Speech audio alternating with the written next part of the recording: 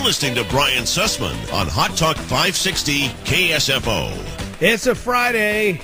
Oh, it's going to be a beautiful day around the Bay Area today and this weekend. Hope you can get outside and enjoy. Well, look at the clock. 12 minutes before 9 o'clock. Limbaugh comes your way at 9.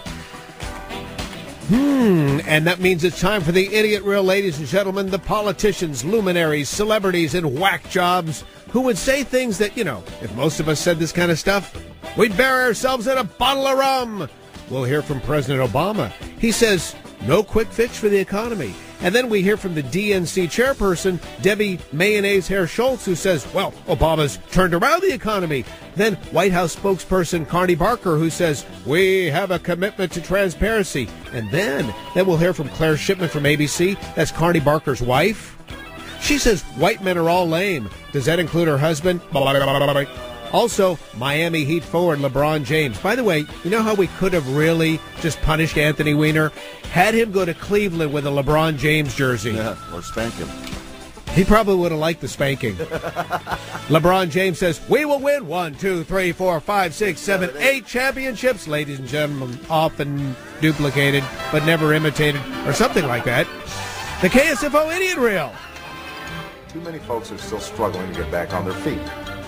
I wish I could tell you there was a quick fix to our economic problems, but the truth is we didn't get into this mess overnight, and we won't get out of it overnight. We were able to, under President Obama's leadership, turn this economy around. All of these efforts to target waste and make government more efficient have been a priority for my administration since day one. The administration also has, across the board, the toughest ethics standards in history, including a bold commitment to transparency. The last year of the Bush presidency, the economy lost 3.7 million jobs. We were bleeding about 750,000 jobs a month leading up to when President Obama took office. And now, the economy has begun to turn around. Shovel-ready was not as shovel-ready as we expected. We have definitely begun to turn the economy around. You fast forward 2.5 years later now, and the economy has created 2.1 million private sector jobs, 1 million of those jobs just in the last 6 months. We've had 15 straight months of job growth. Women hedge fund managers, they doubled the rate of success of their hedge funds compared to male-managed hedge funds. Diversity leads to better decisions.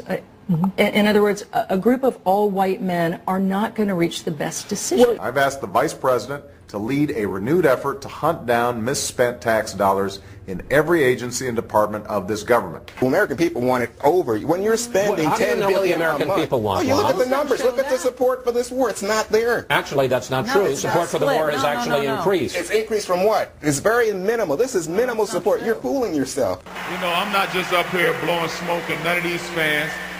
Because that's not what I'm about. I'm about business, and we believe we can win multiple championships if we take care of business and do it the right way. So programs for the hungry aren't a high priority. Well, at least they're honest about their Republican priorities. Now, what was it that Jesus said? Give me your poor and needy, and I'll go tell them to pound sand. That's at least the Republican vision of Jesus. Texans have a mixed track record in presidential politics. President Lyndon Johnson was from Texas, and he was never actually elected commander-in-chief. Bachmann has never voted for a tax increase. She believes government is the problem and the free market is going to save everything in America. Facts and logic have no place in the Republican Party. That's why Bachmann, I guess you could say, is the perfect fit. Look, I'm at the start of my administration. I will be held accountable. If I don't have this done in 3 years, then there's going to be a one-term proposition. Yes, a one-term proposition. By the way, the latest Gallup poll, if Mr. One-Term Proposition were to go up against generic Republican, generic Republican would win. So vote generic this coming election. Oh, can we please? I know we're about to move into other programming affairs here on KSFO, but may we just hear Anthony Weiner? This is his last millisecond as a congressman, and here's how it ends for him. I'm announcing my resignation from Congress. Yeah! Bye-bye, pervert! Bye-bye, pervert! See ya, pal.